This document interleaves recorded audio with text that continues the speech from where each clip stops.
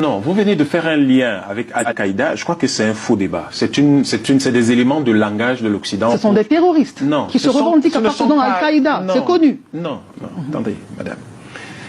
Il n'y a pas dans ces pays-là des gens liés à Al-Qaïda. Il y a dans ces pays des mercenaires armés pour détruire ces pays. Les Africains doivent savoir à quoi ils ont affaire. Ils doivent pouvoir répondre à ça. C'est quand vous savez à quoi vous avez affaire que vous pouvez élaborer les réponses les plus efficaces. Il n'y a rien de Al-Qaïda au Sahel ou au Sahara. Ça n'existe pas. De terroristes La seule chose qui existe là-bas, c'est un certain nombre de groupes d'intérêts internationaux qui arment un certain nombre de mercenaires pour aller déstabiliser ces pays-là. L'enjeu, c'est quoi? Mais l'enjeu dans le cas du Burkina, du Mali et du Niger, c'est l'enjeu énergétique. Si aujourd'hui, la France perd ses pays, elle perd le franc CFA, elle perd sa position en Afrique de l'Ouest, elle a déjà pratiquement perdu cette position en Afrique centrale. Si elle perd tout ça, comment elle va vivre? Cette Afrique-là, c'est un quart de son PIB. Un quart. Si votre PIB chute de 25%, c'est terminé. On va tout reposer sur la France. Non, on ne repose pas tout sur la France. Voilà, c'est ce qu'il faudrait vraiment qu'on fasse une précision. Non, on n'a pas notre part de responsabilité dans ce qui arrive. Non, les Juifs n'ont aucune part de responsabilité dans la Shoah. Vous ne pouvez pas vous lever un matin et dire les Juifs sont responsables de la Shoah, c'est un scandale. Je serai le premier à vous dire, mais vous êtes fous ou quoi? Les Juifs n'ont pas conçu ça. Les deux situations sont-elles superposables? Oui, bien sûr. C'est des situations de génocide humain, de génocide culturel et civilisationnel qui sont inacceptables. Il faut comprendre une chose, madame. Personne au monde ne dira les Juifs sont responsables de la Shoah ou complices de la Shoah. C'est pas possible, ils n'ont pas conçu ça. Par contre, en Afrique, des gens s'asseyent, conçoivent le terrorisme, conçoivent le chaos en Afrique, la violence structurelle, l'insécurité structurelle, et on pousse les Africains à dire « Ah, nous avons notre responsabilité. » Nous n'en avons aucune. Il se trouve que ce n'est pas nous qui faisons le franc CFA. Il se trouve que ce n'est pas nous qui fabriquons les armes qui sont utilisées là-bas. Il se trouve que quand les terroristes à la télévision viennent dire qui les paye, ils n'ont jamais dit que c'est un État africain qui les paye. À qui profite le crime? Vous savez, ce débat qui consiste à vouloir trouver de la responsabilité des Africains alors que les autres ont conçu un système qui les terrorise, qui les tue, qui les exploite. Mais on a utilisé les Africains pour terroriser aussi les Africains. Laissez-moi finir. Que ce soit l'esclavage. Laissez-moi finir. Vous comprenez? Je vous rappelle une petite chose encore. Personne dans le monde n'ose dire les Juifs ont été complices ou machin, et avec raison, parce que c'est celui qui conçoit un système qui en est responsable, pas les types qui se retrouvent instrumentalisés à l'intérieur du système. Les gens tous ces Africains qui se retrouvent là-dedans sont des instruments. C'est des gens qu'on a instrumentalisés parfois en les compromettant sexuellement, parfois en les compromettant financièrement, parfois en les mettant dans des situations tellement difficiles qu'ils sont obligés de se mettre là.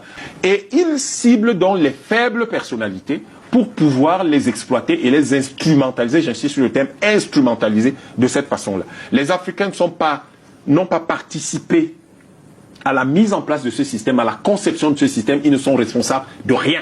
Il faut que nous cessions de faire de nos frères les complices de quelque chose qu'ils n'ont jamais organisé eux-mêmes dans leur propre pays, avant que les Européens n'arrivent ici. L'esclavage, la traite négrière, parce que l'esclavage c'est autre chose, la traite négrière, nous ne l'avons pas conçue. Ce n'est pas nous. C'est les Montesquieu et les Voltaire, comme s'ils étaient les vendeurs d'esclaves, ce n'est pas nous. C'est le palais de l'Élysée qui a été construit par l'argent de la traite négrière, ce n'est pas nous.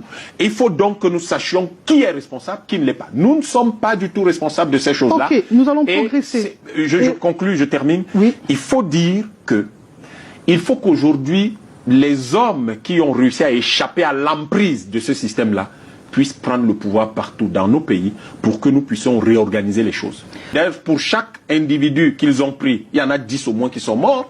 Donc quand ils disent qu'il y a eu 20 à 30 millions de personnes qu'ils ont transportées, ils ont massacré 300 millions d'Africains. Quand ils n'avaient pas assez d'esclaves et qu'il restait de la place dans le bateau, pour faire bonne mesure, ils prenaient le chef et toute sa famille. Comment un type comme ça, on peut l'accuser? Vous avez l'arrivée des gens qui organisent la traite négrière, les hordes arabo-musulmanes qui viennent déstabiliser les États qui existaient à l'époque, et la colonisation qui vient tout détruire. La fin du monde connu. Les gens se retrouvent dans un monde qu'ils ne maîtrisent plus, qui n'était plus le leur. Il se trouve que Ils recherchent confusément l'ADN de leur civilisation. Et cette recherche de l'ADN de leur civilisation est à l'origine de tout ce chaos-là. Si chaque fois, si nous essayons de jeter l'anathème sur nos frères, je peux vous l'assurer, madame, les Occidentaux vont encore plus terroriser, piller notre continent. Il y a un discours, et ce discours est tenu par ceux qu'on appelle aujourd'hui les panafricanistes, et qui disent, nous devons nous ressaisir. Il est temps de ne plus nous laisser, nous devons devenir imperméables à toute manipulation, à toute corruption. Nous devons redevenir des gens sérieux. Pourquoi, madame? Il ne s'agit pas seulement de l'Afrique, il ne s'agit pas seulement de restaurer la dignité, la liberté et la souveraineté des Africains, il s'agit de restaurer la dignité du monde entier. Parce que les peuples européens sont victimes de ce capitalisme de leurs propres concitoyens. Et Oumniobé disait, vous délivrez l'Afrique, vous délivrez les peuples européens. Si vous délivrez les peuples africains du colonialisme, qui n'est que la phase internationale du capitalisme, vous délivrez les peuples européens eux-mêmes qui sont victimes de ce capitalisme-là. Et vous savez ce qui se passe là-bas en ce moment. Donc, il est temps, non pas de commencer à jeter l'anathème sur nos frères ou à les critiquer ou à faire quoi que ce soit. Cela ne veut pas dire que nous sommes d'accord avec tout ou avec ce qu'ils font, mais nous comprenons que ce qu'ils font est, si vous voulez, l'écume au-dessus des vagues et que c'est aux vagues qu'il faut s'attaquer parce que c'est là où se trouve l'énergie, pas sur l'écume. Et donc, si vous faites ça, vous aidez en même temps ces peuples. Donc, il ne s'agit pas que de nous. C'est pour cette raison que le travail de sensibilisation, de conscientisation, d'explication et si vous voulez, de soutien moral qu'il y a à faire pour sortir nos frères de leur dépendance émotionnelle et psychologique de l'Occident est extrêmement important. Je viens de publier un ouvrage dans lequel les gens trouveront un certain nombre de propositions qui s'appelle Port Bokibon. Et là-dedans, vous voyez comment nous sommes parfaitement lucides sur à la fois la partie structurelle et fondamentale de la crise que nous vivons, qui est organisée, structurée, gérée, entretenue par l'Europe et l'Occident, mais également, si vous voulez, de la partie des exigences tactiques qui vont permettre de ramener progressivement tous nos frères vers une attitude de gens libres qui doivent se battre pour sortir de l'ornière. Le Burkina Faso n'aurait pas pu être intègre s'il n'y avait pas cette recherche confuse de son initiative historique. Il se trouve, et je vous le dis encore, c'est encore confus. Parce que le monde connu des Burkinabés n'existe plus depuis le début depuis la fin du 19e siècle.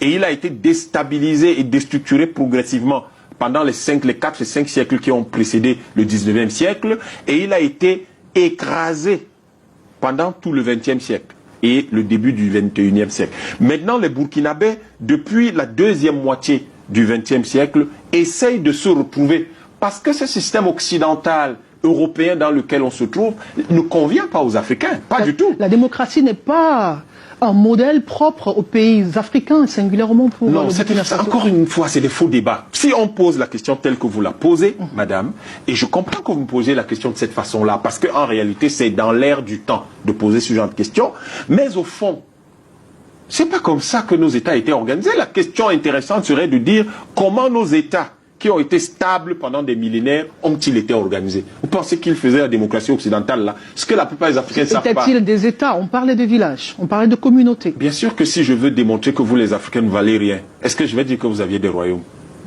Je vais simplement m'appuyer sur la théorie de Henry Morgan, qui a été publiée dans les années 1890, qui disait, qui stratifiait, qui classait les hommes en 3 catégories. Tout en bas, il y a les sauvages.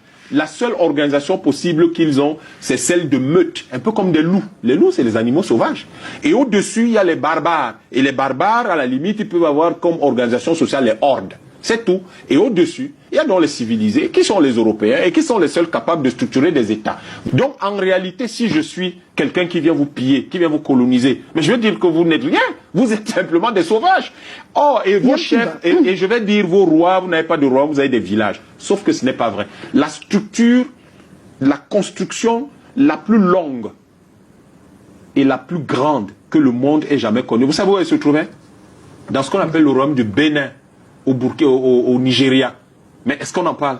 Personne ne peut en parler. Nous pouvons organiser les États autrement que comme Montesquieu. Nous avions nos façons de faire traditionnelles. C'est ça que le peuple, le bouillonnement populaire là, les gens recherchent ce qu'ils ont, ce qui est atavique, c'est-à-dire lié à leurs ancêtres et qui avait fait la stabilité de leur pays. Malheureusement, lorsque vous venez leur dire Montesquieu, vendeur d'esclaves, et tout le reste, et Rousseau, vendeur d'esclaves, vous mettez ça, vous essayez de les faire avancer sur cette façon d'organiser les États, ils ne se retrouvent pas, ils sont perdus. Et c'est ça qui crée tout ce bouillonnement et qui génère, par le fait du chaos ambiant, qui génère ces coups d'État. Que l'Afrique retrouve sa dignité et sa liberté aujourd'hui, vous aurez droit à une stabilité millénaire.